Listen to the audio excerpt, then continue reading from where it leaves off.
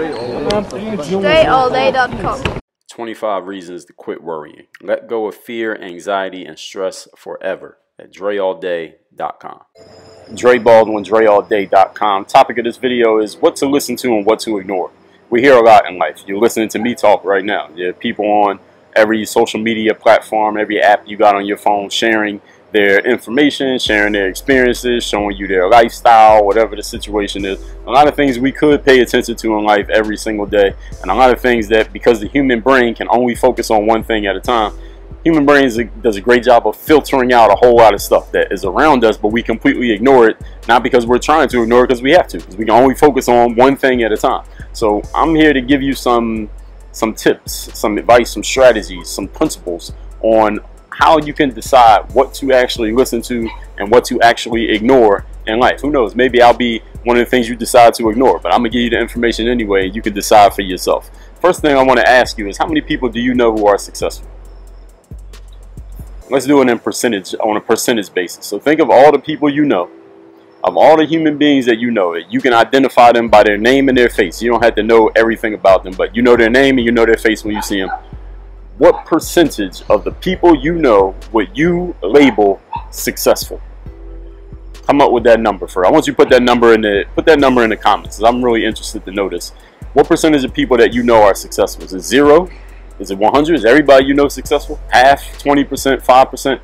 What percentage of people you know are successful? Write that number down in the comments. Then, and now I'm going to make an assumption here, because I've asked this question before, not on YouTube, but in other places, and I've seen people's answers. Most of the time, the answers that I get are less than 50%. Usually I've heard 10%, 5%, 25%, 12%. It's a low number. All right, it's less than half usually. Now I'm going to assume that your number is somewhere under 50%. Now, being that your number is if your number is over 50%, listen, I want to know who you are, because I need to meet your friends. But being that that number is under 50%, that means a few things. And here's the first point. That means that you know that most people, when I say most, I mean more than half. Most people, what most people think when it comes to new ideas, new advancements, or new ways of doing things, what most people think ain't gonna produce anything. See, if you follow what most people think, all you're doing is putting yourself in the path of being unsuccessful, right? If we look at this is a number that you came up with. I didn't give you this number, you gave yourself this number. What percentage of people you know are successful? If your answer is 10% of the people you know are successful, then what most people think, which is more than half, the majority of people ain't successful. So who cares what they think? Who cares about their ideas? Who cares what they're doing? Who cares what they're paying attention to? And who really gives a damn about their advice? What they gonna advise you on? Being unsuccessful? You need to find the 10% that are actually successful. You need to listen to what they're talking about, and it'll usually be a lot different than what the masses are talking about. Point number 2. Or here's the other side to that. If and when the masses are correct about something, let's say the masses decide, this is something that I'm interested in, this is something I want to pay attention to, this is something that I want to do, this is something that's positive. By the time most people unsuccessful, again by your numbers, by the time most of these people who are unsuccessful finally get on board with something, or agree on something, or decide to start doing something, by the time they get to it, the opportunity's gone, the money is gone. The chance for you to capitalize it is already gone. Capitalize on it, rather, is already gone. I mean, look around at life at all the things that people have generally accepted as to be a good thing. All the money got made early, when it was only maybe 10% or 5% of people who said, you know what, this could be a good idea in the future. You can't tell right now there's going to be a good idea, but in the future it could be. They made their bets early, and that's how they got all the money, they got all the opportunity. They took all the money off the table early, because the masses hadn't caught on yet. By the time the masses catch on to something, people, the opportunity gets so little that you got a million hands trying to reach in and grab a slice of a pie. That don't mean you can't get a couple crumbs and you can't eat those little crumbs, but you ain't gonna get a big slice because you're jumping in too late, because the masses have already decided that it's good. It's too late. The opportunity is when the very small few people, the successful, decide, you know what, this is something I'm gonna bet on early.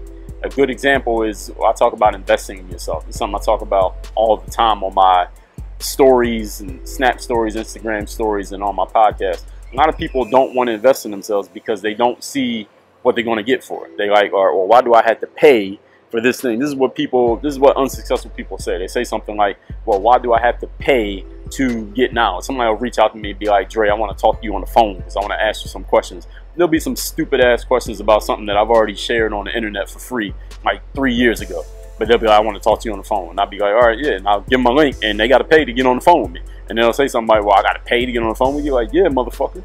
You want to invest in yourself or you don't. Like, talking to me, I'm not giving you my time for free. Why would I give you my time, which is valuable, to you when you too dumb to even look on the internet and get the information yourself? You wouldn't need to talk to anybody. So yeah, you need to pay. It costs you money to be stupid, and it costs you money to get information from somebody who knows more than you know. That's life in general. As a service is being provided, you got to pay for it. I'm telling you all to tell you this: people don't want to make that investment in themselves because all they're looking at is, oh, what I got to put out, but they're not looking at what they're going to get back. And this is what the masses of people do. This is how people become unsuccessful, because they don't want to make an investment up front, do something up front before they know they're going to get anything back, or at least before they know it's guaranteed. It's not guaranteed they're going to get anything back, but they put it out anyway, knowing that it's going to come back on the back end. Most people need instant gratification. That means if I give you something now, I need something back right now. If I give you something today, I need something back today. Most people don't have the long-term vision or the ability to delay gratification in order to invest in themselves now in order to get something on the back end. And this is why, as you said, most of the people you know are unsuccessful. It's not you, it's not that you're a failure. It's just that most people in life are not successful individuals because they don't understand these basic principles. Actually, that's incorrect. They do understand these principles, they just do not enact these principles. They know it, but they don't live like they know it. They live like they don't know it, even though they do. If I was to tell somebody this, they'd be like, yeah, I already know that. I heard that before. I read that in a book. I saw that on your YouTube 2 years ago, Dre. Yeah, it's one thing to know it and hear it and have heard it before. It's another thing to actually live as if you know it. Point number 3. Things that most people agree with, as I just said, have very little opportunity in them. Say that one more time, explain why this matters. The things that most people agree with have very little opportunity in them. Why? Because if everybody agrees with it, then what advantage do you have in jumping in and being the 1 million and first person to agree with it?